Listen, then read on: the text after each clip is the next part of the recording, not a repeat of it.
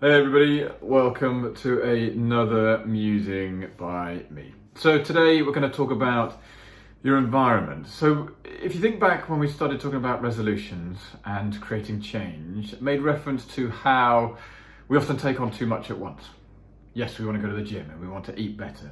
We're going to cut out sugar and we're going to become vegan and we're going to spend more time with the family. We're going to work harder and within 3 weeks, or maybe even less than that, they all go out the window and the New Year's resolutions come to a complete stop straight away.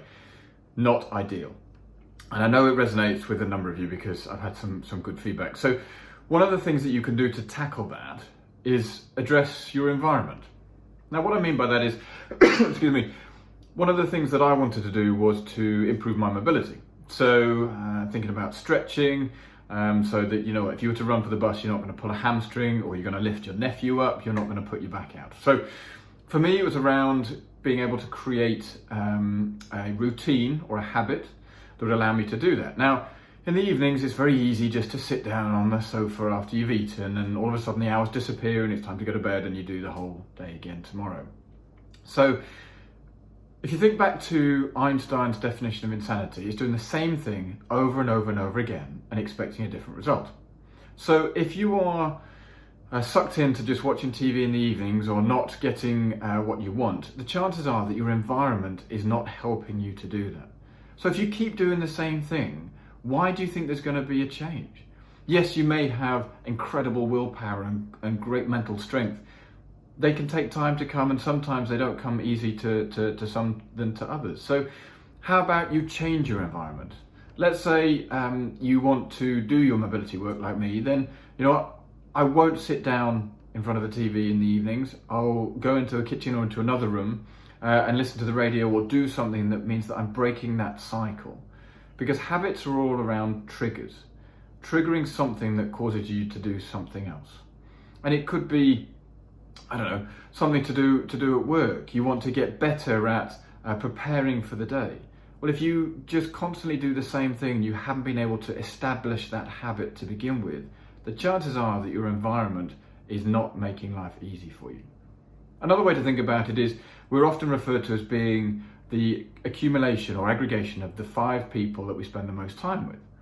How many of those people that are around you do the things that you want to do? Have a morning routine, or get great deals of productivity levels done, or whatever it might be.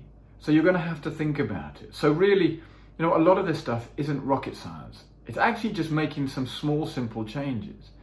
If you want to create a change and on the way home you think, you know, I'd rather not eat some junk food, well, take a different route. If you want to exercise more, well, just don't catch the bus to work, walk to the next station or to the next stop and then get on the bus. If you want to be more productive at work, don't sit in the same seat, maybe sit somewhere else or sit next to somebody else, and you'll pick up some habits that they have. It might not always work, but the point is, if you don't try, you don't learn. Take that back. If you don't try, you might not fail, and if you don't fail, you don't learn anything. Fail fast, fail often is a phrase that's often, in my view, overused.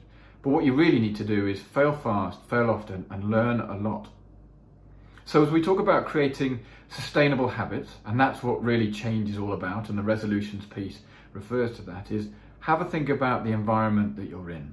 And I'm not talking about flats and the workplace necessarily. It's just, if you want to create a sustainable habit, the trigger that causes you to do something, if you can negate that or move it, all of a sudden you give yourself a far better chance of doing it. Being in the kitchen here, you know what, if there's a tendency to eat junk food, don't buy it. Simple. Hard, but simple. If you want to be more active, you know what, don't renew your train ticket. Walk one further station to the next place and then jump on the train or the bus. But really what I'm trying to say is it's specific to you, but have a think about how your environment influences the habits that you undertake.